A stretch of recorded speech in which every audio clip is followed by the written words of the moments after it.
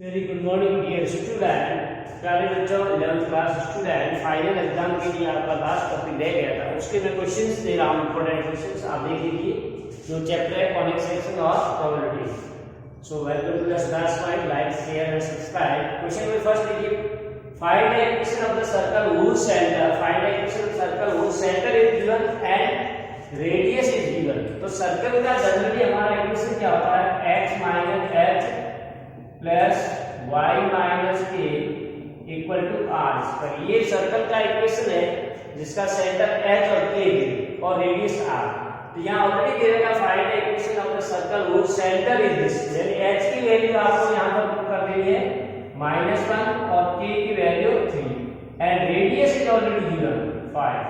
तो डायरेक्ट आ जाएगा required equation, तो x माइनस प्लस रहेगा, y माइनस k की जगह 3 और r की जगह 5। तो ये आपका रिक्वायर्ड सर्कल का आ गया है। अब आप चाहे तो इसको सिंपलीफाई कर सकते हो, x square completing the square form में ओपन करके 9 माइनस 6 माइनस 25 इक्वल टू 0, यानी आपको इक्वेशन फाइनली आ जाएगा 2x minus this is y 2x minus 6y, ये 9 को 10 से करेंगे 15। तो ये आपका इक्वेशन आ गया x square plus y square plus 2x minus 6y। Second देखिए, find the area of the circle, centre is given, ठीक है ना। तो ये h k ये दे रखा 1 2 और पासेस थ्रू। अब देखिए सर्कल जैसे ये हमारा सर्कल है और इसका सेंटर आपको 1 2 दे रखा और एक पॉइंट से पास हो रहा है, उस पॉइंट के कोऑर्डिनेट मान लो 4 और 6 है। तो हम लोग रेडियस निकाल सकते हैं, ये डिस्टेंस बिटवीन देम। तो रेडियस इक्वल टू डिस्टेंस, अब डिस्टेंस फार्मूला यूज करेंगे using distance formula d, that is x minus x2 यानी 4 minus 1 square plus 6 minus 2 square. तो ये 4 माइनस 1 3 का स्क्वायर 9 प्लस 16 यानी रूट 25। तो रेडियस आपका 5 आ गया। अब एरिया ऑफ सर्कल क्या होता है, बहुत आसान है, area of circle that is pi r square यानी 22/7, आर हमारा 5 आ गया, ठीक है ना। तो 22/7 into 25, ठीक है ना। इसको मल्टीप्लाई कर लीजिए, that will be the required answer, square unit. ये आ गया। नेक्स्ट देखिए, find the equation of the circle centre is this. ये भी उसी तरह से सेंटर दे रखा और रेडियस दे रखा। Find the equation of the circle whose center is this। अच्छा, ये तो पहले वाला रिपीट हो गया है, इसको आप चाहे तो चेंज कर लीजिए। Find the equation of the circle whose center is the line in the diameter of a circle then says this। 1 कर दीजिए, इसको मैं चेंज कर देता हूँ, centre is 1 1। Find the equation of the circle whose center is this and find the equation of the circle whose center is at 1 1 and touches the line। अब देखिए, जैसे कोई सर्कल हमारा है, इसका सेंटर आपको 1 1 दे रखा है और ये किसी लाइन को टच कर रहा है, इसका इक्वेशन। तो कुल मिला के इसका सेंटर से हम डिस्टेंस जो निकालेंगे that is radius. So radius of the circle, radius equal to r equal to, तो ये हम लोगों ने पहले डिस्टेंस फार्मूला यूज किया था, distance of a point from the line, ठीक है ना। Distance of a line that will be ax1 by1 plus c root of a square plus b square. ये हम लोगों ने फॉर्मूला पहले यूज किया है, तो इसको हम लोग कर लेंगे। तो यहाँ पर आपका एक पॉइंट है, इसको लाइन के अंदर रखेंगे और 32 इधर आ जाएगा, तो 3 × 1 plus 4 × 1 y = minus 32 mod root of x के कोएफिशिएंट का स्क्वायर प्लस y के कोएफिशिएंट का स्क्वायर। तो इसको आप सॉल्व कर लेंगे, 3 + 4 माइनस 32 अपॉन 25। तो 7 माइनस दिस, तो मॉडुलस ले लेंगे, पॉजिटिव नंबर आएगा इसमें, तो 25/5 ये आपका फाइनल आंसर है। तो इस तरह से अगर किसी लाइन का दे रखा है और सेंटर दे रखा है तो दोनों के बीच का डिस्टेंस ही आपका रेडियस है। नेक्स्ट देखिए, find the radius and centre of the circle. तो इसको हम लोग स्टैंडर्ड फॉर्म में लिखते हैं, ठीक है ना, 2x² + 3y² = 7। ठीक है, तो इसको स्टैंडर्ड फॉर्म करने के लिए क्या करते हैं, अच्छी आती है तो नहीं है, कोएफिशिएंट सेम होना चाहिए 3। ठीक है, 3x² + 3y², तो इसको 3 से डिवाइड कर लेते हैं, तो x² + y² = 7/3। अब हमारा स्टैंडर्ड फार्मूला ये है, x² + y² = r, यानी r आपका यहां होगा, तो इसको स्क्वायर में करना है, √7/3 का स्क्वायर, तो ये आपका रेडियस आ गया। ठीक है, और सेंटर इसका ओरिजिन पे, क्योंकि x और y का 0, so we can say centre is at origin. Centre कहां आएगा, ओरिजिन, क्योंकि हमारा ये है इसमें h की वैल्यू और k की वैल्यू 0 और r इधर होता है राइट साइड वाली वैल्यू, √7/3। नेक्स्ट देखिए, fifth one, if one end of the diameter of a circle is given show that the coordinate of other. देखिए, अब आपका मान लो ये सर्कल है, ठीक है, ये और ये डायमीटर है, तो इसका मिड पॉइंट है वो सेंटर होगा। अब वन एंड दे रखा है, जैसे ये 8 4 है और ये आपको निकालना मान लो अल्फा, तो हमको सेंटर की जरूरत पड़ेगी, तो सेंटर इसका निकालने के लिए इसको हम स्टैंडर्ड फॉर्म में लिख लेंगे। स्टैंडर्ड यानी x² + y² - 4x - 6y + 11, इसको कंप्लीट का स्क्वायर, यानी हम a² + 2 इसको मैं स्प्लिट कर लूंगा, x² + 2, यहाँ माइनस में आएगा क्योंकि ये माइनस का टर्म है, 2 × 2, यानी 2 का स्क्वायर आपको ऐड करना पड़ेगा और सब। इसी तरह y वाले को कंप्लीट करेंगे, y² - 2 × 3 × y, तो यहाँ 3 आ रहा b, तो 3 का स्क्वायर ऐड करेंगे और माइनस, तो ये कंप्लीटिंग स्क्वायर करेंगे तो क्या हो जाएगा, x - 2 का होल स्क्वायर, y - 3 का होल स्क्वायर, तो अब यहाँ माइनस का 4 और यहाँ माइनस का 9 ये रह गया है। ठीक है ना, तो -4 और -9 that is -13 + 11, so x - 2 whole square, y - 2 = -2, right side में जाएगा 2 और उसको √2 का स्क्वायर। तो कुल मिलाकर जब भी आपको सेंटर और रेडियस ऑफ द सर्कल निकालना है तो आपको इस स्टैंडर्ड फॉर्म में डालना ही पड़ेगा। ठीक है ना, अब रेडियस की हमको जरूरत नहीं है, हमको सेंटर की जरूरत है। इसका सेंटर क्या आ गया, x ये हो गया और k ये हो गया, यानी इसके ये 2 3 आ, लेकिन हमको क्या निकालना है, ये पॉइंट, तो ये अब o इसका मिड पॉइंट है, so using mid point formula, so np यानी 2 = ये जो मिड पॉइंट का x कोऑर्डिनेट इक्वल टू दोनों के x कोऑर्डिनेट का एवरेज, यानी अल्फा + 1/2, क्रॉस मल्टीप्लाई कीजिए, तो ये 4 - e, तो यहां से अल्फा = -4, अल्फा ये आपका x कोऑर्डिनेट। इसी तरह से y कोऑर्डिनेट में भी फॉर्मूला 3 =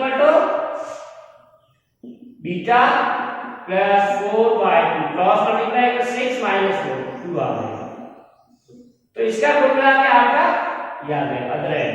ठीक है ना, alpha -4 is the required, so in this you can solve. Find the equation of the circle with centre, ये डायरेक्ट दे रखा, सेंटर आपको दे रखा h की, that is -a - e and radius √a² - b², तो ये हमारा जो जनरल फार्मूला सर्कल का, इस सर्कल में ये पुट कर देंगे, तो required equation x - h² y - k = r², तो x - a² y - b² और रूट हट जाएगा आपके यहाँ, स्क्वायर करोगे। अब इसको चाहे तो स्टैंडर्ड फॉर्म में लिख सकते हो, x² + a² + 2xa y² + b² + 2yb = a² - b, तो ये a² यहाँ से कैंसिल हो जाएगा, तो x² + 2xa + y² + 2b² + 2yb, so this is the required equation. So when we are given center and radius, you can find the equation. Next देखिए question number 7 देखिए तो find the equation of the circle which passes through the center of the circle. And इस circle के centre से वो पास हो रहा है and concentric with this circle. तो हम दोनों को सेंटर निकालनी पड़ेगी, ठीक है ना. So here x square plus y square 8x plus 10y minus 7 equal to 0 can be written. अब इसको हम क्या करेंगे, कंप्लीटिंग द स्क्वायर फॉर्म में लिखेंगे जैसा कि पहले किया हमने. तो ये x square plus 2 into 4x, 8 को लिख दूंगा 2 into 4, तो 4 आ रहा है स्क्वायर माइनस 4 का स्क्वायर. इसी तरह से y वाले में करेंगे y square plus 10y 2 into 5, तो हम 5 का स्क्वायर ऐड करेंगे और 5 का स्क्वायर माइनस करेंगे माइनस 7. तो ये आपको कंप्लीटिंग स्क्वायर लिख दोगे दोनों को. मैं डायरेक्ट लिख रहा हूं x प्लस 4 का स्क्वायर y प्लस 5 का स्क्वायर, ठीक है. अब इस कांस्टेंट्स को आप सॉल्व करोगे तो यहां से आपको सेंटर मिल जाएगा, ठीक है ना. तो ये कितना हो जाएगा, प्लस माइनस 4 का स्क्वायर 60 माइनस 25 माइनस 7, ठीक है ना. तो ये हो जाएगा आपका माइनस 25 माइनस 60 माइनस 25 और ये भी माइनस का 7 है, ठीक है ना. तो ये हो जाएगा माइनस 30 माइनस 80 1 और 2 3 4, ये माइनस 48 देख लेना इसको. तो इक्वल टू 48 आ गया. तो कुल मिला के हमको इसका सेंटर चाहिए. तो इट्स सेंटर इज, अब यहाँ क्या था x माइनस है तो ये माइनस में आएगा, ये सेंटर आ गया. अब ये क्या है, find the equation of circle which passes through the centre of this, यानी इस सेंटर से पास होगा रिक्वायर्ड और कॉन्सेंट्रिक विद दिस, तो इसका भी हमको निकालना पड़ेगा. ऑल्सो सेकंड वाला 2x square plus 2y square minus 8x minus 12y minus 9 equal to 0. 2 का डिवाइड लेंगे, ठीक है ना, 6y माइनस 9/2. इसको ही कंप्लीटिंग द स्क्वायर लिखोगे आप, x माइनस 2 हो जाएगा होल स्क्वायर. ये y का है 6 तो y माइनस 3 का होल स्क्वायर, ठीक है ना. फिर कोई कांस्टेंट आएगा उस कांस्टेंट आप वैल्यू लिख देना जो भी आए. अब इसका सेंटर हमको चाहिए, इसका भी सेंटर क्या है 2 and 3. तो दोनों गिवन सर्कल थे उसके हमने सेंटर निकाल लिए. अब इस जो रिक्वायर्ड का सेंटर यही है क्योंकि कॉन्सेंट्रिक है and concentric with this circle. तो जो इसका सेंटर है वो हमारा सेंटर है और ये यहां से पास हो रहा है, ठीक है ना. तो कुल मिला के ये इसका जो सर्कल रिक्वायर्ड है उसके ऊपर पॉइंट है ये सेंटर. तो हमारा जैसे मान लो रिक्वायर्ड सर्कल आ गया, इसका सेंटर क्या आ गया 2 3 और ये पास हो रहा है -4 -5. तो इन दोनों के बीच का डिस्टेंस ही हमारा रेडियस है. तो हम लोग रेडियस निकालेंगे. रिक्वायर्ड सर्कल का रेडियस क्या हो जाएगा 2 + 4 होल स्क्वायर 3 + 5 होल स्क्वायर. तो ये आ जाएगा 6 का 36 8 का 64 √100 यानी 10 आपको रेडियस मिल गया. तो रिक्वायर्ड सर्कल का सेंटर ये और रेडियस ये. तो इक्वेशन क्या आ जाएगी, required equation of the circle x minus h यानी 2 y माइनस k यानी 3 जहां सेंटर है और 10 का स्क्वायर. तो ये आपको आ गया, ठीक है ना. इसको आप चाहे तो सिंपलीफाई फॉर्म में कर सकते हो, ठीक है. कम सोल्व करके तो ये आ जाएगा x square plus y square and -4x minus 6y और कांस्टेंट को ऐड कर लीजिए दैट विल बी -87. तो ये आपका रिक्वायर्ड सर्कल आ गया. क्वेश्चन नंबर 8 देखिए find the equation of circle passing through the point whose center lies on the line. अब सेंटर तो इसके को लाई करता है. तो let required circle be x minus h y minus k equal to r. ये आपका सर्कल है, राइट. अब ये सर्कल पासेज थ्रू हो रहा है 2 पॉइंट से, पासेज इन दोनों पॉइंट से पास हो रहा है. इन दोनों को ये सेटिस्फाइड करेगा. अब ये पॉइंट जो आपको होना है इसको x और y की जगह रखना है, राइट. तो आपको पासेज 0 -1 and 2 1.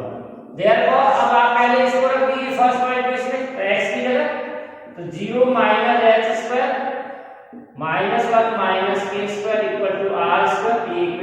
गया और सेकंड पॉइंट रख देंगे 2 माइनस एच स्क्वायर और ये 0 minus a whole square equal to r. ये आपके दो इक्वेशन आ गए कि सर्कल यहां से पास हो रहा है, ठीक है। और सेंटर आपको दे रखा है। अब ये दोनों आपस में इक्वल रख के सॉल्व करेंगे क्योंकि दोनों की राइट साइड ये और ये हो जाएगा h का स्क्वायर 1 का स्क्वायर k का square plus 2k equal to ये आना चाहिए क्योंकि राइट इक्वल है लेफ्ट साइड इक्वल है 2 का स्क्वायर h का square minus 4h plus k square, ठीक है। इसको आप सॉल्व कर दीजिए h और k में, ठीक है ना। तो आपको इक्वेशन आ जाएगा जैसे ये h square k square cancel है। तो यहां से आपको इक्वेशन मिल जाएगा इसका h और k को दोनों साइड से लीनियर में आ जाएगा 4h plus 2k equal to 4h मिल जाएगा ये प्लस 2k 4 में से 1 माइनस हो जाएगा 3। ये एक इक्वेशन आ गया। दूसरा क्या कह रहा है whose center line on this line। तो सेंटर के कोऑर्डिनेट क्या होते हैं h के होते हैं, जनरली h के हम कोऑर्डिनेट लेते हैं। तो h के है उस लाइन के ऊपर है that's why this will be satisfied। इसको ये सेटिस्फाइड करेगा यानी x की जगह h रखेंगे also 3h plus k equal to 5। अब इन दोनों इक्वेशन को आप सॉल्व कर लीजिए। इसको 2 से मल्टीप्लाई कर देगा, ठीक है। इसको 2 से मल्टीप्लाई करेंगे क्या होगा 6h plus 2k equal to 10 और इसको लिख लेता हूं 4h plus 2k equal to 3 minus कर दीजिए तो ये 2h इक्वल टू 7। तो h की वैल्यू आ गई आपकी 7/2, राइट। इसी तरह से h की वैल्यू किसी एक में रखना है तो k भी आ जाएगा आपका, ठीक है ना। सो k will be 5/-11/2 k will be -11/2, ठीक। किसी एक इक्वेशन में रख देना इनमें से और k भी। अब h और क्या आ गया रिक्वायर्ड इक्वेशन, ठीक है ना। उससे पहले हमको रेडियस भी चाहिए तो रेडियस निकालने के लिए आपको किसी एक इक्वेशन में रखिए आल्सो। यहां पर मान लो h की वैल्यू रख देते हैं 7/2 प्लस 1 प्लस k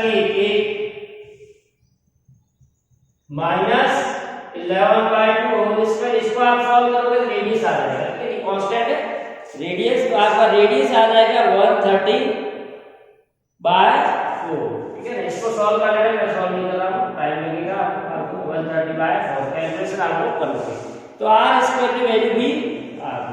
अब रिक्वायर्ड इक्वेशन के लिए क्या करोगे required equation x minus h यानी 7/2 y माइनस प्लस 11/2 और r का स्क्वायर हमारा ये आ गया।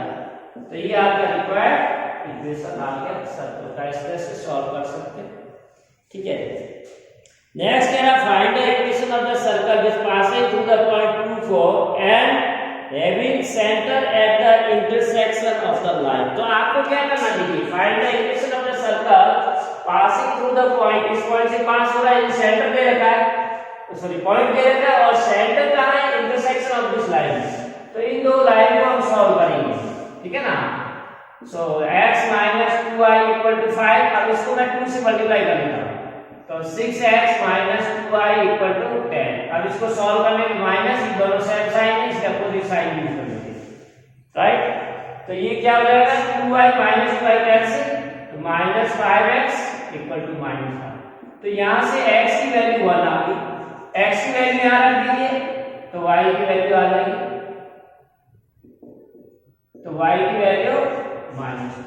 तो हमको इस तरह से x की वैल्यू मिल गई है पॉइंट ऑफ इंटरसेक्शन 1 और y की वैल्यू -2, ठीक है ना। तो सेंटर कहां आ गया हमारा 1 और -2 और पास से हो रहा है पॉइंट P2 को। तो इन दोनों के बीच का डिस्टेंस हमारा रेडियस होता है। सर्कल जहां से पास होता है वो और centre distance between the centre and point where it passes through. So radius using distance formula 2 - 1 square 4 + 2 square. तो 1 + 6 का स्क्वायर 36। तो ये √7 37 है। अब इक्वेशन अब इसका सेंटर तो नहीं रखा तो सेंटर नहीं निकला 1। तो x -1 y प्लस इस सेंटर पे कोऑर्डिनेट रख दिया इक्वल टू r² यानी √37 का स्क्वायर। तो ये आपका सर्कल का आ गया। इसको आप चाहे ये 30। So this is the required equation of the circle. ठीक है। नेक्स्ट कह रहा है find the equation of the, next क्या कह रहा है, find the equation of the circle of radius. आपको ऑलरेडी दे रखी है, radius equal to 5 centimetre, whose center lies on the x axis। अब देखो centre lie on x axis, इसका मतलब y और x कोऑर्डिनेट 0 होगा, ठीक है ना। अगर y एक्सिस पे कोई पॉइंट है तो उसका सेंटर के कोऑर्डिनेट आ गया 0 1, ठीक है। तो अब आपको सेंटर दे रखा और रेडियस दे रखा, तो इसी को करते हुए इक्वेशन निकाल देते हैं। Equation of the circle x minus h यानी 0, y माइनस k यानी इक्वल टू 5 का स्क्वायर। तो कुल मिला के आ गया x square y minus a square. अब ये पासेज जो 0.32, ये सर्कल है 32 से पास हो रहा है, पासेज पूरे 32, तो इसको हम इसमें रख देंगे, x की वैल्यू 3 यानी 9, y की वैल्यू 3। इसको सॉल्व करोगे आपको a की वैल्यू आ जाएगी, ठीक है ना। तो a की वैल्यू आपके पास आ जाएगी कुल मिला के, दो वैल्यू आएगी -2 और 6, -2 और 6, ये a की वैल्यू। तो दो इक्वेशन आएगी, पहला है x minus 0 y minus minus plus 2 25 और x minus 0 y minus 6 equal to 25. So these are the required equation of the circles. 11th question says find the focus equation of a directrix of the parabola। अब हम लोग parabola पे आ गए। तो parabola देखिए दो चार टाइप के हम लोगों के, तो आपको आइडेंटिफाई करना है कौन सा है। तो जैसे कि ये दे रखा है x² इक्वल टू 6y, ठीक है ना। तो ये आपको सेकंड टाइप के पैराबोला है वो है, क्योंकि फर्स्ट टाइप का जो पैराबोला उसमें y² इक्वल टू 4ax आता है, इसमें x² आ रहा है, इसलिए इसका तो सेकंड या उनको थर्ड टाइप का कह सकते हो आप, जो कि ऊपर की तरफ खुलता है, ठीक है, एक्सिस अलोंग y axis, ठीक है ना।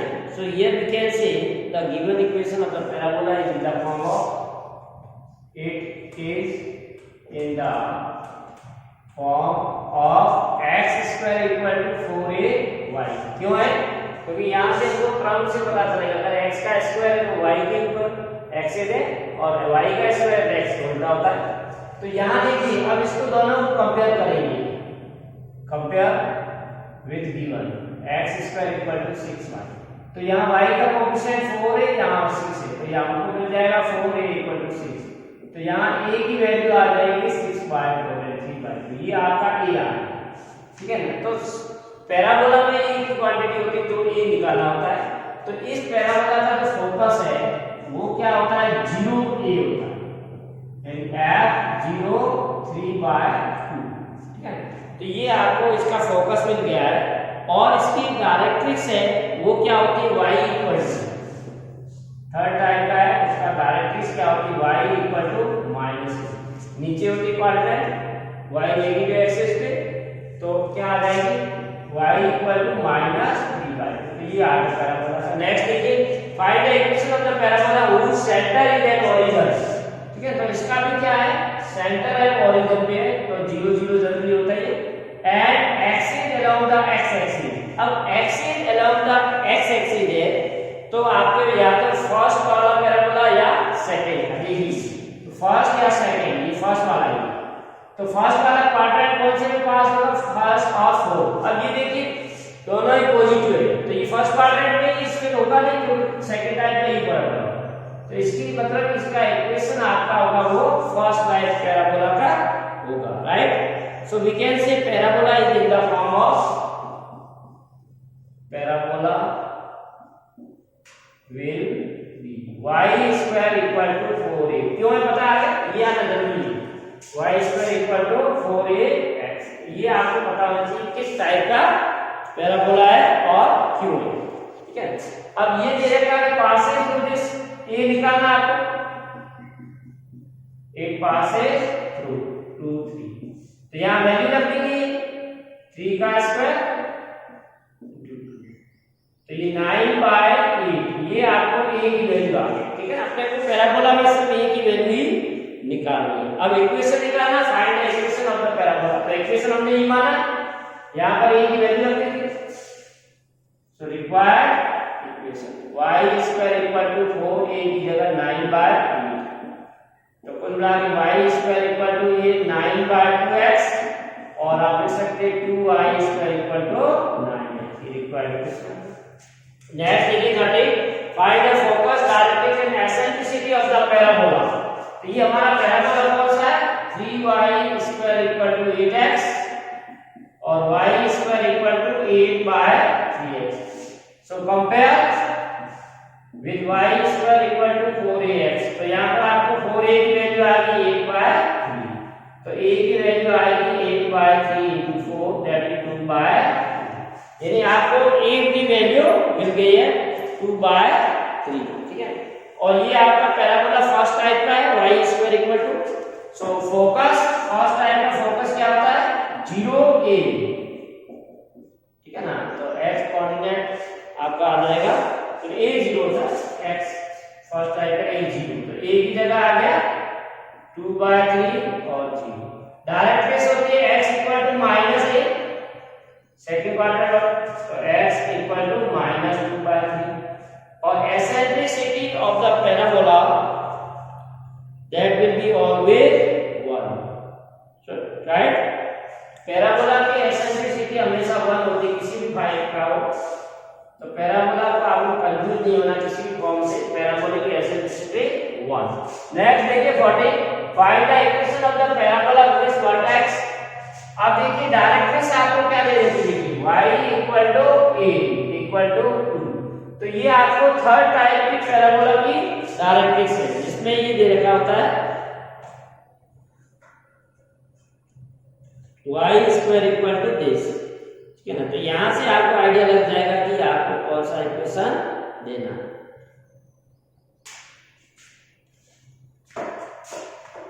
तो y इक्वेशन क्या होगा, इक्वेशन इज x² = -4ay, ये थर्ड टाइप का आपका पैराबोला आ गया, क्योंकि y = दे रखा है।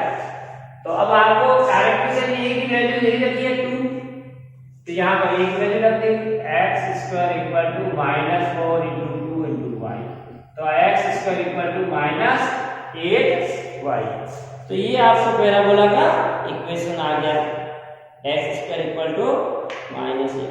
नेक्स्ट देखिए find the equation of the parabola that satisfies UBC type का गिवन कंडीशन, वर्टेक्स ओरिजिन पे फोकस है।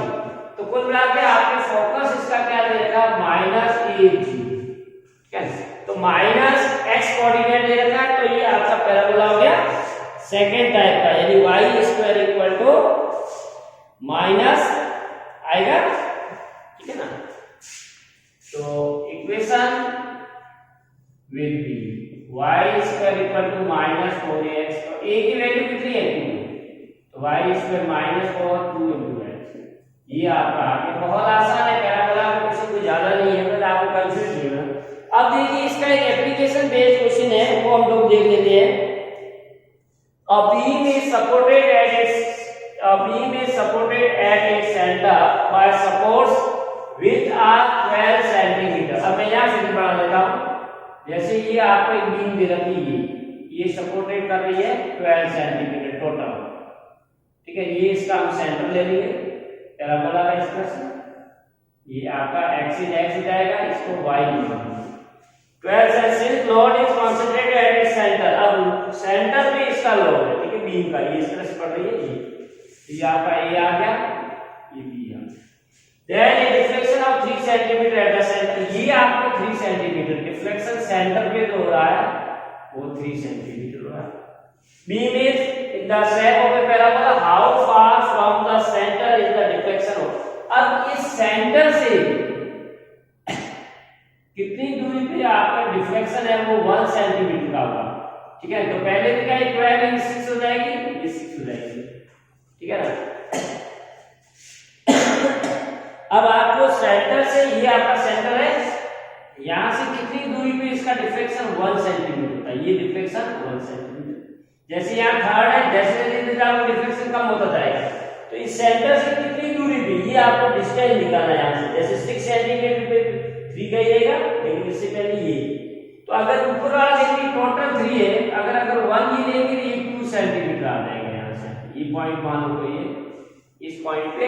तो ये आपको फिगर अच्छी तरह बनाना, ठीक है ना। अब इनको हम सबको सेंटीमीटर में कन्वर्ट कर लेते हैं, ठीक है। तो यहाँ पर पॉइंट होगा, तो उधर से ये 6 आ रहा और ये डिफ्लेक्शन 3 है। एक्स एक्सिस की वैल्यू 6 100 और ये 3 है, तो ये 3 आ गया। यहाँ पर हमको निकालना है ये 600 का डिस्टेंस कितना आएगा वो निकालना, या इसको कोई और नाम दे दीजिए के, और ये आपका डिफ्लेक्शन इधर से कैलकुलेशन होगी 2 आएगा, ठीक है ना। ये आपको पॉइंट्स के कैलकुलेशन इन चीजें हो रही है, इसलिए हम लोग निकाल, ठीक है ना। इसको डिस्टेंस के मान लिया कि अगर आप मीटर में लोगे तो सेंटीमीटर में आ जाएगा, और आप कैलकुलेशन कर लेना इसको, ठीक है ना। या आप इसको 3/2 में उसमें करना चाहो उसमें भी कर सकते हो, इसको 3/100 और इसको 2/100 कर लो अगर आप इसको 6 लेना चाहो। तो कैसे भी आप कैलकुलेशन कर लीजिए, ठीक है ना। हम लोगों ने 3 सेंटीमीटर दे रखा और 12 मीटर दे रखा था, तो ये यूनिट आपको सेम करनी पड़ेगी, ठीक है ना। ये मीटर दे रखा है 12 मीटर, ठीक है ना। तो अब आपको इसका पैराबोला का पहले तो इक्वेशन निकालना है। First of all you find the equation at point b on the parabola. ये पैराबोला है, ठीक है ना। इसका इक्वेशन ये आपका थर्ड टाइप का है, that equation will be x² = 4ay। तो x की जगह 6 आ रहा है, 6² = 4 * a * y की जगह 3/100। तो ये 36 * 100/3, ये 4 की वैल्यू आ गई, ठीक है ना। तो आप चाहे तो इसको 1 to 1200 कर सकते हो, 4 की वैल्यू। तो 4 की वैल्यू आ रही, तो इक्वेशन हमारा ये आएगा 1200y, ये रिक्वायर्ड इक्वेशन आ गया, ठीक है।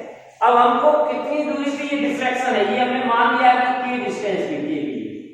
तो यहाँ आपको x की वैल्यू है वो k मान ली, और y आपको दे रखा है कि डिफ्लेक्शन 1 होना चाहिए। कैलकुलेशन इधर से होती है इसलिए 2 है, तो टोटल 3 है, 3 में 1 माइनस, ठीक है। तो एट p पॉइंट, p हमारा ये पॉइंट है, इसके कोऑर्डिनेट ये, इसको सेटिस्फाई करना चाहिए।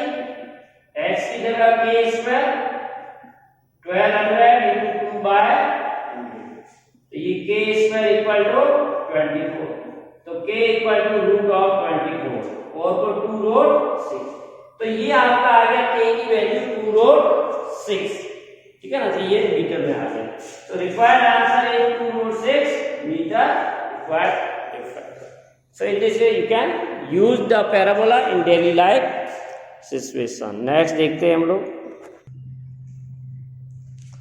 17, find the area of a triangle formed by the line joining the vertex of the parabola x² = 12y to the end of the ladder। तो पहले हम लोगों को इस पैराबोला बनाना पड़ेगा।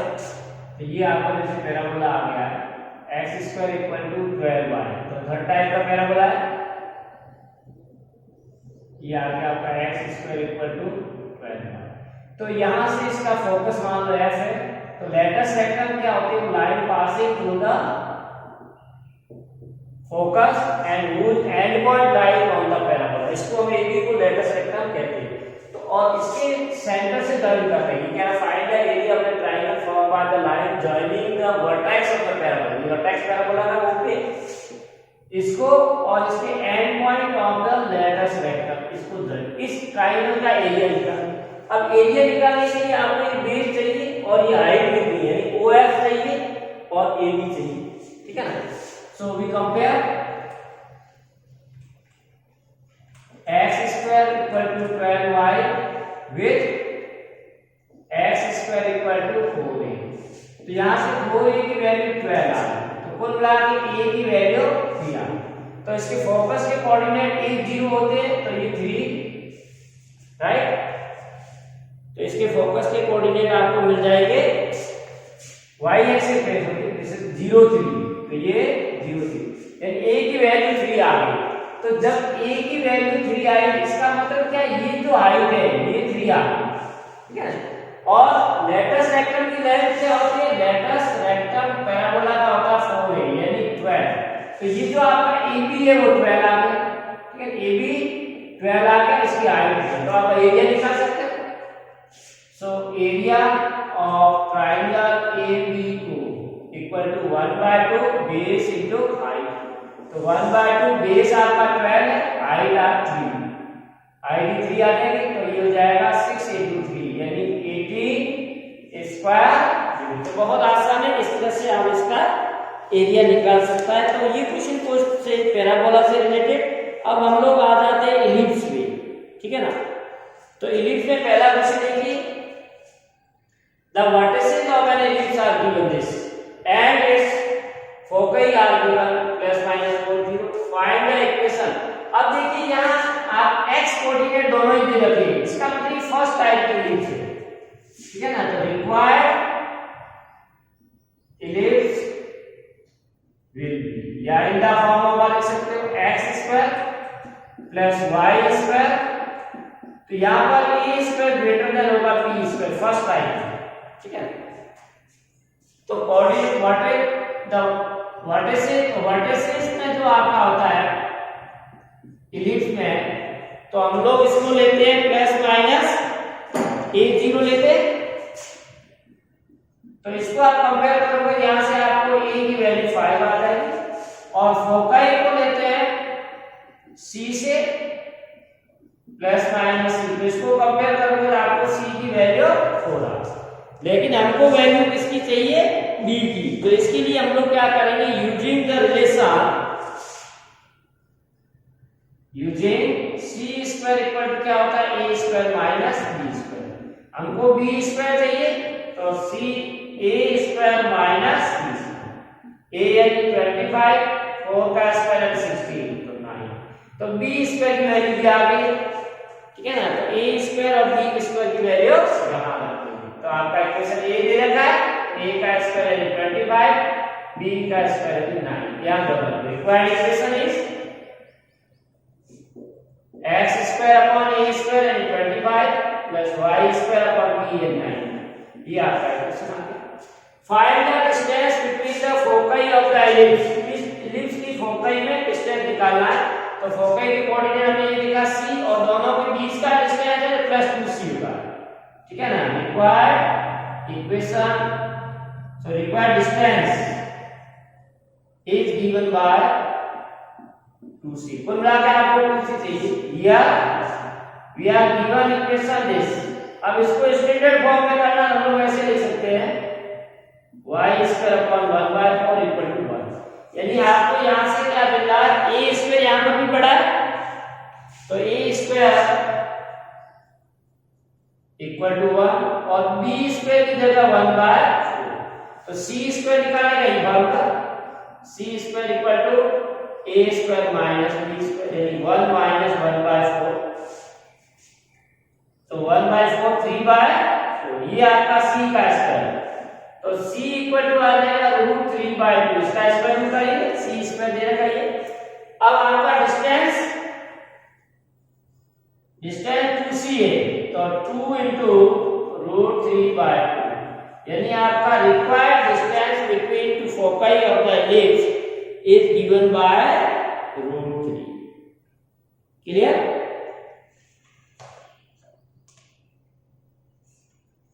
नेक्स्ट देखिए, find the length of the major axis, minor axis, coordinate of the foci, vertices, eccentricity and equation of the directrix of the ellipse given by this. तो पहले तो हमको इसको स्टैंडर्ड फॉर्म में कन्वर्ट करना पड़ेगा, 3x² + 2y² इक्वल टू 18। तो standard form में करने के लिए सबसे पहले आपको क्या करना है? राइट साइड में 1 आना चाहिए, तो हम 18 से डिवाइड करेंगे पूरे को। तो 3x² upon 18, 2y² upon 18, 18 upon 18। तो ये क्या हो जाएगा? x² / 6, y² / 9 और 1, ठीक है ना।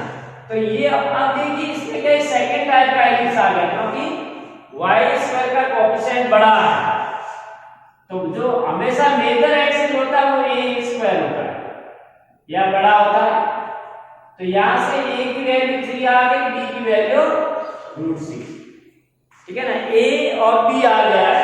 अब हमको वैल्यू चाहिए c की, ठीक है ना।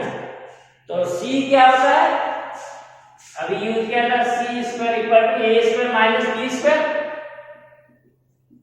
यानी 9 माइनस 6 यानी 3। तो c की वैल्यू आ गई √3, ठीक है ना। अब एसेंट्रिसिटी का फॉर्मूला होता है E equal to C by A। Eccentricity क्या होती है, C बाय, यानी √3 बाय A यानी 3, तो ये 1 बाय √3। तो आपको एसेंट्रिसिटी मिल गई है 1/√3। अब length of major axis, length of major axis वो होता है 2a, यानी 2 into 3 that is 6, minor axis की होती है 2b, यानी 2 into b की वैल्यू √6, तो ये 2√6 आ गया, ठीक है। और ये सेकंड टाइप का है ellipse. So equation of the directrix होता है y equal to plus minus a, equation of directrix y equal to, ठीक है ना, y equal to plus minus a upon y, तो जो होगी। तब यहाँ वैल्यू पुट कर दीजिए, a की वैल्यू 3 अपॉन e 1/√3, तो 3√3 ये आपका आ गया इक्वेशन ऑफ द डायरेक्ट्रिक्स। अब वर्टिसेस की कोऑर्डिनेट यहाँ 0 प्लस माइनस, यहां से देखिए वर्टिसेस प्लस माइनस ये आ जाएगा, तो 0 प्लस माइनस a की value 3, foci 0 plus minus c आएगा और c की वैल्यू है 3। तो ये आपके आगे coordinate of the vertex and coordinate of the foci, ठीक है ना। तो इस तरह से हम लोगों को ये निकालना है।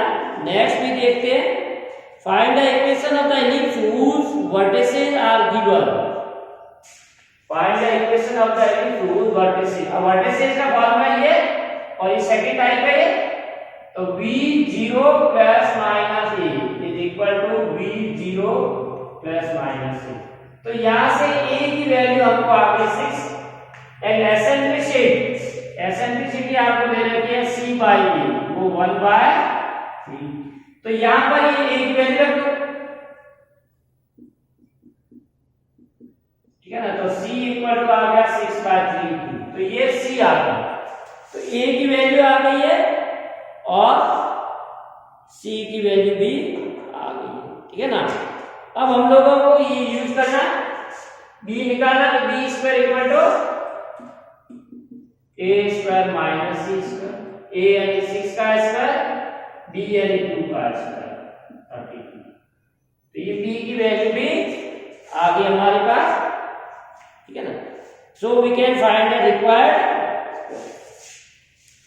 अब ये सेकंड आएगा required equation of the ellipse. Second का आपको कैसे पता चल रहा है, 0 x कोऑर्डिनेट है, y को स्केलर है, इसलिए ये सेकंड टाइप का। तो सेकंड टाइप का इलिप्स इस टाइप का होता है, यानी x square upon b square plus y square upon a। तो x square upon 32 y square upon 36, तो ये required equation of the ellipse. तो ये कंडीशन लगा करके आप लोग इसको यूज कर सकते हो, ठीक है ना।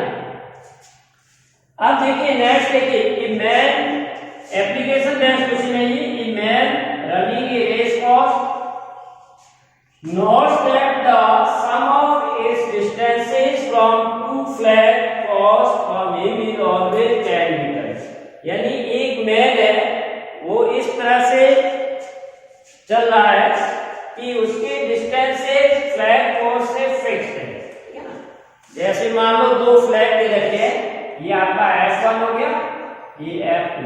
अब एक आदमी इस तरह से चलता है इसके चारों तरफ कि उसका डिस्टेंस इन दोनों फ्लैग से ये हमेशा कांस्टेंट है, ये दोनों कांस्टेंट मान लो, इसका ये a है, ये दोनों फिक्स है, ठीक है ना। तो इन दोनों का सम यहाँ दे दें तो हमको दे रखा pf1 प्लस pf2। ये two flag from in is always 10 metre, ये 10 मीटर दे रखा है, जिसको जनरली हम इंग्लिश में नाम देते हैं 2a, ठीक है ना। And the distances between their four flags, अब फ्लैग्स के बीच का डिस्टेंस जिसको जनरली इंग्लिश में हम 2 कहते हैं, 2c, ये दे रखा है। Find the equation of the path traced by the man. तो यहाँ हमको डायरेक्ट कैसे पता चला कि ये इलिप्स है? ये इसलिए क्यों, by the definition of the ellipse. Ellipse का ये डेफिनेशन है कि अगर एक पॉइंट इस तरह से घूम रहा है कि उसका दो फिक्स पॉइंट से हमेशा डिस्टेंस इक्वल रहना चाहिए। इक्वल ही कह रहा है कि 10 मीटर हमेशा रहेगा, तो ये इलिप्स हो गया, ठीक है ना। अब आपको इलिप्स के अंदर 2a = 10 हो गया और दोनों फोकस के बीच की 2c हो गई, ठीक है। तो कुल मिला के आपको 2a = 10 है तो a = 5 आ गया, 2c = 8 है तो c = 4 आ गया। अब a की वैल्यू पता है, c की वैल्यू भी पता है, आपको b की निकालनी है। तो b² क्या होता है? a² - c²। तो a का स्क्वायर यानी 25 माइनस c का स्क्वायर 16, तो b² = 9, तो a² आ गया, 9 आ गया। So required equation of the path is x² upon a² plus y² upon b² = 1। क्यों? ये मैंने पहले बता दिया, a² की जगह आपका आ जाएगा वैल्यू 25, y² upon b 9। ये आपका, तो ये एप्लीकेशन बेस्ड क्वेश्चन था इलिप्स का, जो कि आप लोग आराम से कर सकते हो, इसमें कोई ज्यादा प्रॉब्लम नहीं आनी चाहिए, राइट। अब हम लोग नेक्स्ट टॉपिक पे आ जाते हैं, दैट इज द हाइपरबोला।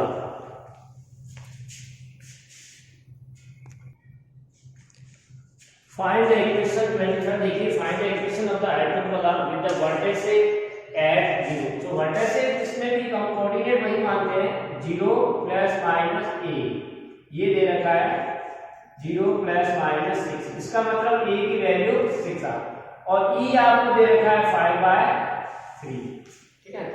अब देखिए इसमें क्या होता है, एसेंट्रिसिटी का फार्मूला E = होता है c/a, ठीक है। तो e की वैल्यू 5/3, a की वैल्यू है 6, तो यहां से आपको c मिल जाएगा। c क्या हो जाएगा? 5/3 × 6 या 2 कहना, ठीक है। अब इसमें देखो हाइपरबोला में c² होता है a² + b², यानी c² की वैल्यू 10 है, a² आपका 6 है, तो b² आपको मिल जाएगा यानी 100 - 36 यानी 64, तो ये b² आपका 64। अब रिक्वायर्ड इक्वेशन ऑफ हाइपरबोला। अब देखिए ये इसके वर्टेक्स 0 ± a है, तो ये आपका जो हाइपरबोला आएगा ये सेकंड टाइप का हाइपरबोला आएगा, ठीक है ना। तो सेकंड टाइप का हाइपरबोला का इक्वेशन क्या होता है? y² पहले आता है, y² upon a² minus x² upon b², ये आता है। तो a की जगह हम लिख देंगे, तो y² upon a² 6 का स्क्वायर, x² b यानी 64, तो ये आपका आता है रिक्वायर्ड हाइपरबोला, ठीक है ना। तो इस तरह से हम लोग इसका इक्वेशन निकाल सकते हैं। Find the equation of the hyperbola हो गया, आल्सो फाइंड इट्स फोकई। अब आपको फोकई निकालना, तो फोकई में क्या होता है? कोऑर्डिनेट 0 ± c होता है, तो c हमने ऑलरेडी निकाल रखा है 10, तो ये आपका इसके फोकस में। Find the equation of the hyperbola. Next देखिए, find the equation of the hyperbola with foci is given. अब देखिए यहां पर वापस फोकई आपको दे रखी है, यानी फोकई की कोऑर्डिनेट हम देते हैं 0 ± c, 0 ± सेकंड टाइप है, तो c की वैल्यू आपको 4 मिल गई। लेंथ ऑफ ट्रांसवर्स एक्सिस, अब देखिए लेंथ ऑफ ट्रांसवर्स एक्सिस इसको हम जनरली 2a लेते हैं, जैसे इलिप्स पे मेजर है उसके लिए ट्रांसवर्स है और दूसरा कॉन्जुगेट है, तो 2a की वैल्यू आपको दे रखी है वो 6 दे रखी है, ठीक है ना। तो 2a इक्वल टू 6 और ये भी सेकंड टाइप का हाइपरबोला होगा, यानी आपको इक्वेशन में क्या करना होगा y square upon a square x square upon b square equal to 1, ठीक है ना। ये आपको इक्वेशन लाना है। तो यहां से a की वैल्यू आ गई और c की आ गई, पर b की भी निकालनी है। तो ये वापस फॉर्मूला आपका ये आ गया c वाला, तो c square equal to a square plus b square. तो c स्क्वायर दे रखा है 16 हो जाएगा, a का स्क्वायर 9 प्लस b स्क्वायर, तो 16 माइनस 9 आपका आ गया 7। तो b स्क्वायर की वैल्यू आपको 7 मिल जाएगी। सो रिक्वायर्ड इक्वेशन क्या आ गया, required equation of y square upon a square, ये 9, x square upon b 7 equal to 1। Next देखिए find the equation of the hyperbola with foci, अभी फर्स्ट टाइप का दे रखा है। तो फोकाई के कोऑर्डिनेट दे रखे हैं 3√5 0, तो ये हो गया प्लस माइनस c 0। तो यहां से हमको c की वैल्यू आ गई 3√5 and length of latest rectangle. अब देखिए लेंथ ऑफ लेटेस्ट रेक्टेंगल क्या होता है, और hyperbola this is the formula 2b square upon a, ये वैल्यू दे रखी है 8, ठीक है ना।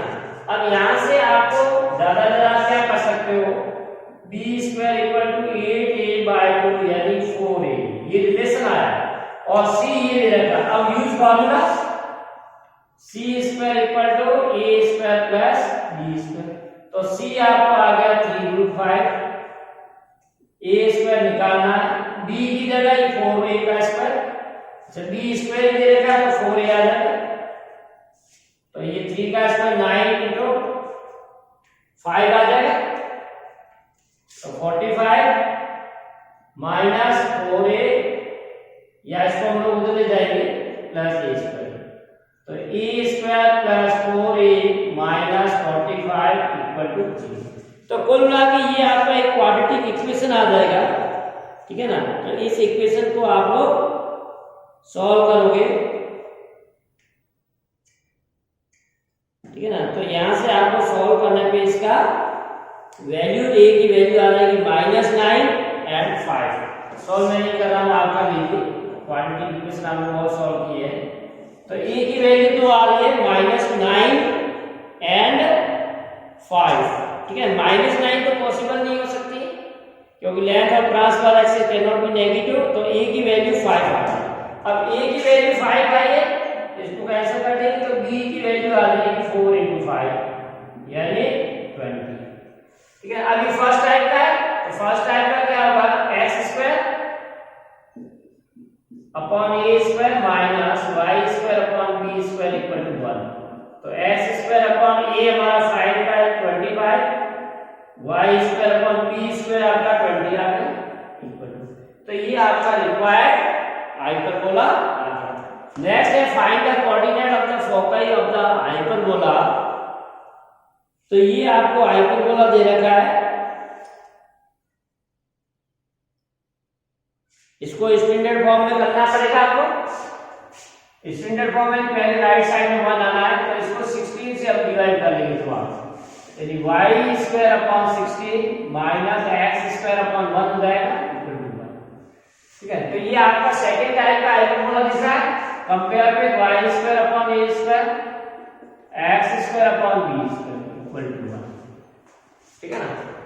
y square upon a square minus x square upon b square, तो यहां से a स्क्वायर की वैल्यू आ गई, कंपेयर करेंगे तो 16 और b स्क्वायर की वैल्यू 1, ठीक है ना। a की वैल्यू 4, b की वैल्यू 1, ठीक है। अब c निकालना पड़ेगा आपको फोकाई के लिए, तो c स्क्वायर इक्वल टू होता है a square plus b square, a का स्क्वायर 16, b का 1 यानी 17, तो c आपका रूट 7।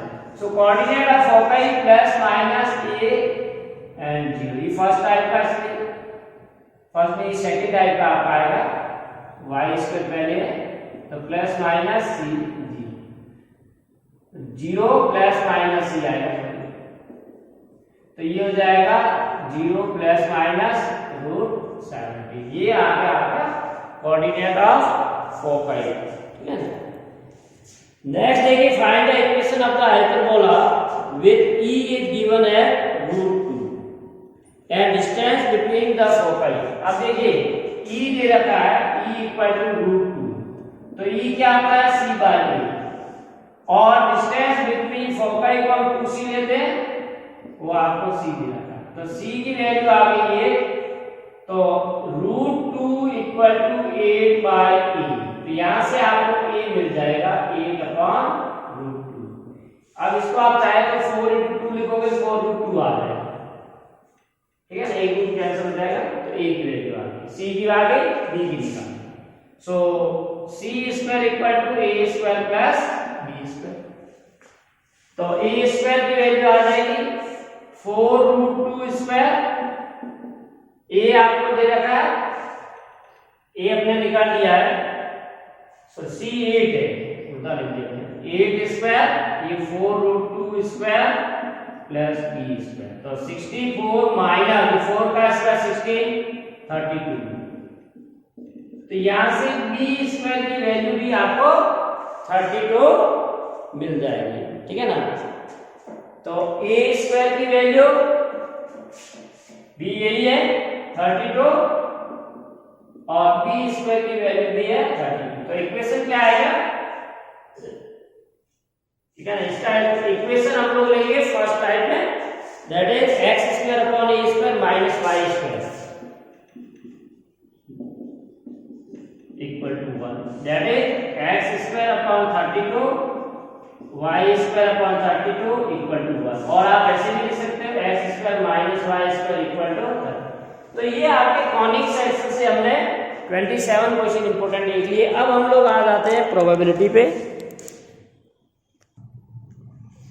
क्वेश्चन नंबर प्रोबेबिलिटी में देखते हैं first 28, in a single throw of 2 dice what is the probability of getting a total of 8 on the face of the dice.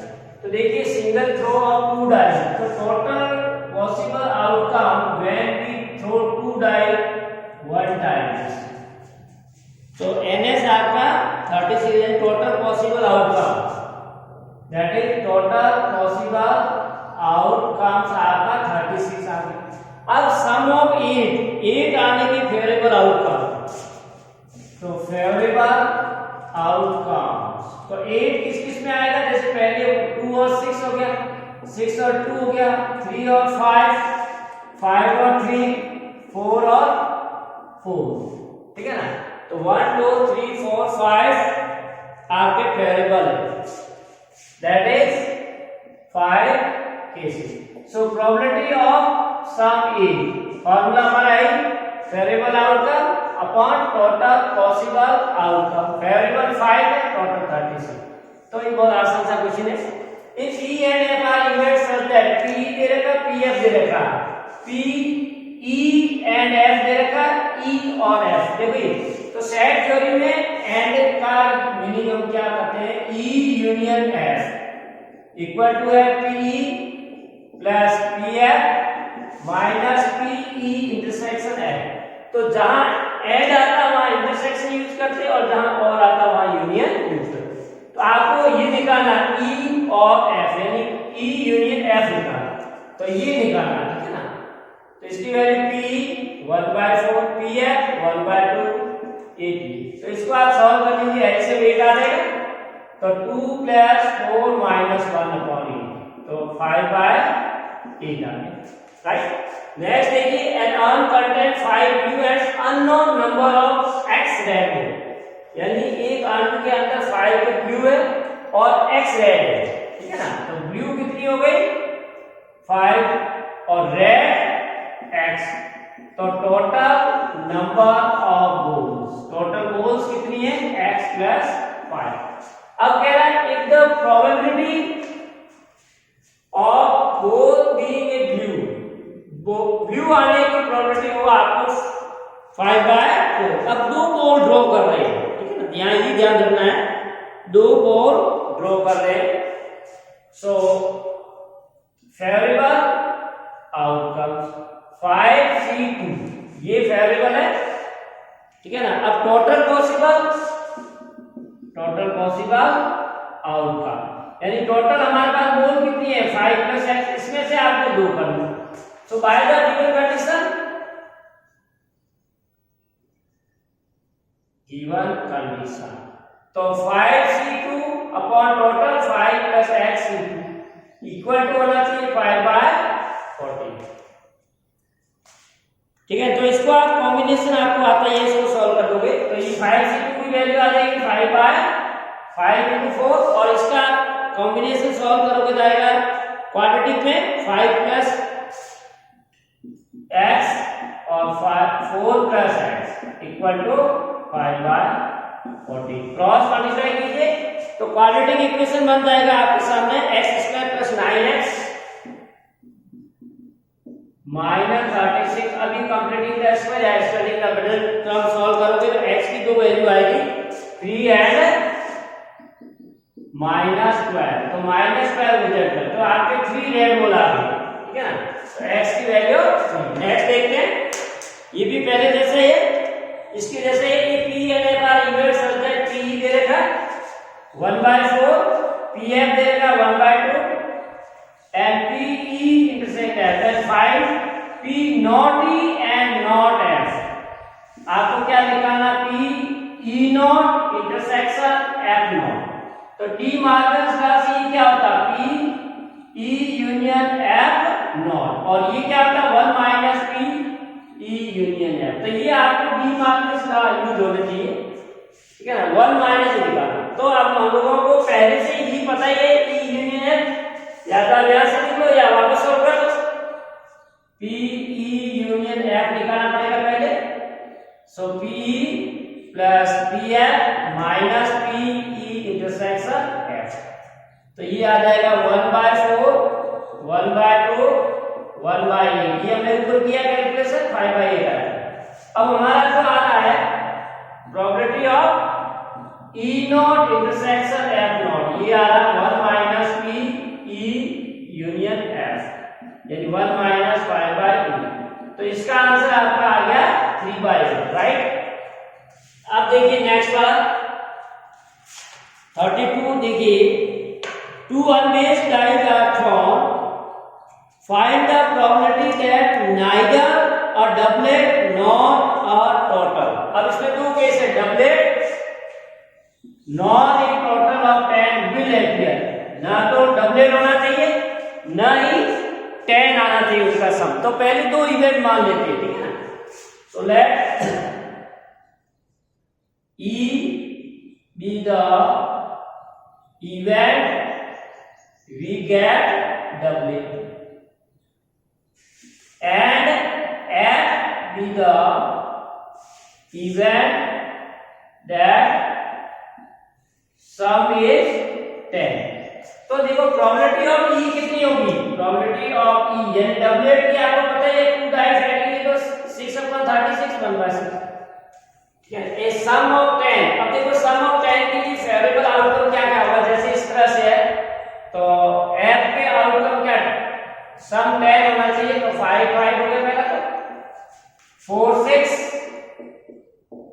ठीक है ना। इसी तरह से आपका 5 5 4 6 6 4। तो ये जो केस है इसमें क्या है, 3 केस है जिसपे सम 10 आएगा, ठीक है ना। तो वेरिएबल, तो probability of getting sum 10 is 3/36, ठीक है। तो ये हमने दोनों एक प्रोबेबिलिटी निकाल दी PE और PF। अब इसमें इंटरसेक्शन भी देखते हैं दोनों में कॉमन, यानी जो डबलेट भी है और सम भी, तो 5 है, 5 डबलेट भी है सम, तो इसकी प्रोबेबिलिटी आ जाएगी 1/36 इंटरसेक्शन की। तो ये तीन को हम लोगों ने निकाल दी, PE PF and PE intersection F। अब हम इसका यूनियन निकाल लेते हैं, E यूनियन F की भी प्रोबेबिलिटी निकाल सकते हैं, PE plus PF minus PE intersection F। Value put कर दीजिए, ये 1/6 3/36 माइनस 1/36। तो ये 6 है, 6 प्लस 9 9 1 करोगे तो 8 आ जाएगा, लगभग 8 चेक कर लेना, 8/36। ये E यूनियन F आई, राइट। अब ये कह रहा है कि आपको ना तो डबलेट चाहिए और ना ही टोटल ऑफ 10, ठीक है ना। तो ये हमने अभी किया इसी तरह से, जैसे ये वाला सेम है, neither a doublet nor a total, ठीक है, neither a doublet nor a total. तो वो क्या होगा 1 minus P neither a doublet nor a an. तो ये क्या होगा प्रॉपर्टी ऑफ, या तो ये इस तरह से फॉर्मूला यूज कीजिए, डायरेक्ट यहां से करना 1 माइनस ई यूनियन एफ, यानी 1 माइनस 8/36, या इसको 1 माइनस इसमें 4 का ले सकते 2/9, तो ये आपका 7/9, ठीक है। तो ये आपका आंसर आ जाएगा 7/9। तो इस तरह से हम लोग ये क्वेश्चन प्रॉपर्टी के कर सकते हैं। नेक्स्ट देखते हैं कुछ और क्वेश्चंस।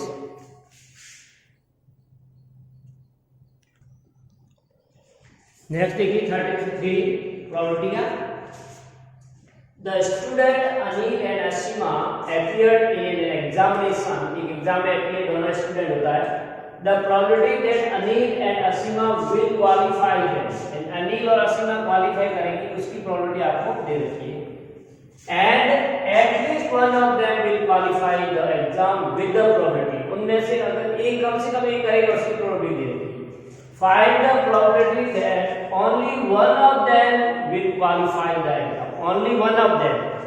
So मान लीजिए यहाँ पर यह A and B are the event Anil and Asima will qualify the examination. तो probability of passing Anil is given as 0.05 and passing Asima will given this. तो ये दो इंफॉर्मेशन हमको दे रखी है कि अनिल पास होगा उसकी प्रोबेबिलिटी क्या है, और अब एटलीस्ट वन ऑफ देम, तो एटलीस्ट वन ऑफ देम में हमेशा आपको याद रखना है एटलीस्ट वन ऑफ देम। ये जो प्रोबेबिलिटी थी इसको यूनियन कहते हैं, P A union B set theorem. तो ये आपको दे रखा है 0.13। तो यहां पर आप यूनियन वाला फार्मूला लगाओगे तो आपको इंटरसेक्शन मिल जाएगा। That is PA union B equal to क्या होगा PA plus PB minus PA intersection B। इसमें वैल्यू पुट कर दीजिए। A union B दे रखा है 0.13, PA दे रखा है 0.05, PB दे रखा है 0.10, PA intersection B। तो आपको PA intersection B की वैल्यू मिल जाएगी 0.05 प्लस 0.10 माइनस 0.1। तो ये कितनी हो जाएगा 0.15 माइनस 0.1, तो ये आएगा 0.02, ठीक है ना। तो ये आपको इंटरसेक्शन की वैल्यू आ गई है, वो आई 0.02। अब देखो हमको क्या निकालना, ओनली वन ऑफ देम, तो हम दोनों की अलग अलग निकालनी है। ओनली ए, ठीक है, सिर्फ अनिल पास होने की, only Anil that is PA minus, जैसे फॉर्मूला है पीए माइनस पीए इंटरसेक्शन बी। तो पीए आपका 0.05 माइनस 0.02, तो ये आ गया 0.03। ये only Anil will qualify the examination, ठीक है, सिर्फ अनिल क्वालिफाई करेगा उसकी ये दे रखी है। इसी तरह से ओनली बी यानी Asima will qualify PB minus PA intersection B. PB की वैल्यू 0.10 माइनस 0.02, ठीक है ना। तो इसको आप माइनस करोगे माइनस 0.0 माइनस 0.02, तो ये आ गया 0.08 आ जाएगा, ठीक है ना, 0.08। ये दोनों के आ गए। अब ये दोनों के अलग अलग है, इसको हम ऐड कर लेंगे तो only one of them will qualify exam. तो probability only one of them qualify exam is equal to P only A plus P only B, यानी 0.03 प्लस 0.08 यानी 0.11। ये दूसरा तरीका भी है, आप आइडियो वाला करके भी कर सकते हो। मैंने इसको थोड़ा मेथड से आपको बता दिया क्योंकि ये बहुत आसान सा मेथड है, तो आप लोग इसको कर सकते हो, ठीक है। नेक्स्ट देखिए 34 पे हम आते हैं। Cars are number from 1 to 25। आपको कोई भी कार्ड दे रखे हैं, उनके ऊपर नंबर लिखे 1 to 25। 2 cards are drawn one after another। एक के बाद एक 2 कार्ड ड्रॉ करते हैं। Find the probability that the number on one card is multiple of 7। एक पे 7 का मल्टीपल होना चाहिए, on the other card 11। ठीक है, जो आप 2 कार्ड ड्रॉ करोगे उनमें प्रॉपर्टी क्या है कि आपके मल्टीपल ऑफ 7 होना चाहिए पहले में और सेकंड में 11। तो card with the number of multiple 7, cards with the multiple of 7, that is किनको कौन कौन से होंगे जिनके ऊपर 7 लिखा होगा, 14 होगा और 21, यानी 3 कार्ड या 3 केसेस आप कह सकते हो। ठीक है ना, इसमें cards with the multiple of 11। अब 11 के मल्टीपल में 2 ही होंगे केस, ठीक है ना, या तो 11 जिसके ऊपर लिखा हो, तो ये आपके मल्टीपल के केसेस आ। अब रिक्वायर्ड प्रोबेबिलिटी क्या आ रही है, रिक्वायर्ड प्रोबेबिलिटी यानी probability of multiple 11 and multiple 7। तो आपके देखिए इसमें कितने एक कार्ड ड्रॉ करना है, 3 में से एक लेना और इधर 2 में से भी 1, टोटल 25 C2। ये ध्यान रखना है, दोनों को साइमल्टेनियसली कर रहे हैं, इसलिए हम लोग क्या करेंगे 3C1 into 2C1 upon 25 C2। तो ये कॉम्बिनेशन का आपका फार्मूला लगाओगे तो ये आ जाएगा 3 2 2, ठीक है ना, 25 into 24 तो 1/। तो इसको आप सॉल्व कर लोगे कॉम्बिनेशन को, that will give you answer 1/50, ठीक है ना। तो आपका आंसर फाइनली क्या आ गया 1/50 है। तो ये प्रॉपर्टी आ गई, ठीक है। नेक्स्ट क्वेश्चन देखते हैं हम लोग।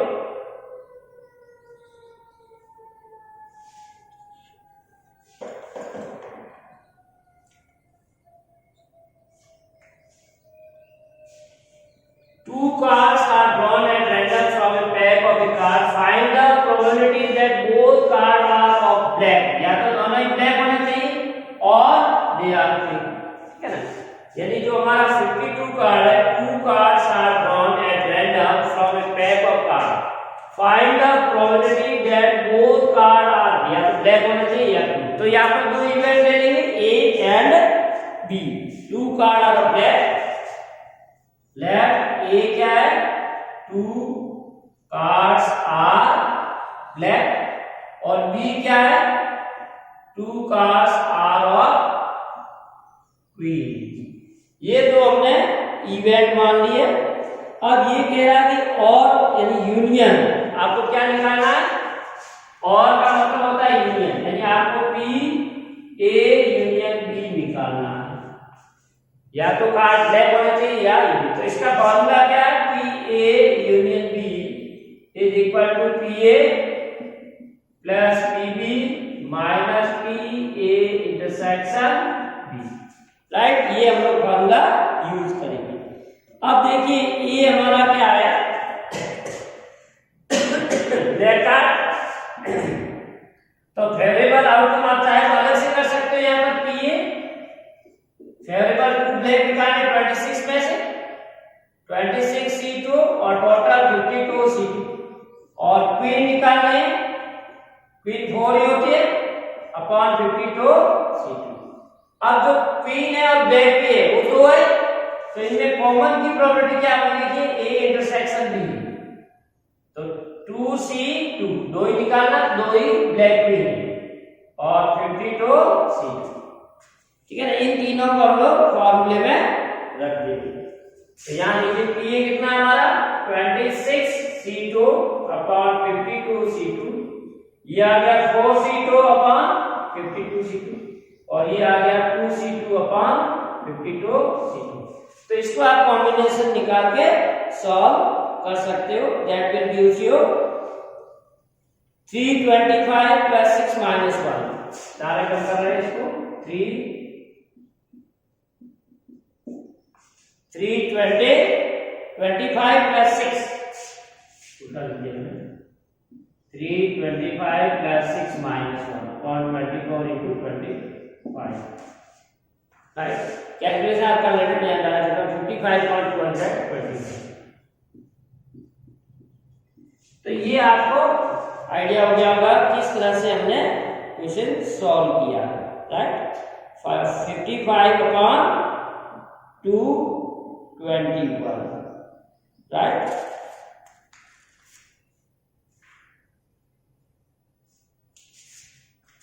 नेक्स्ट देखते हैं हम लोग।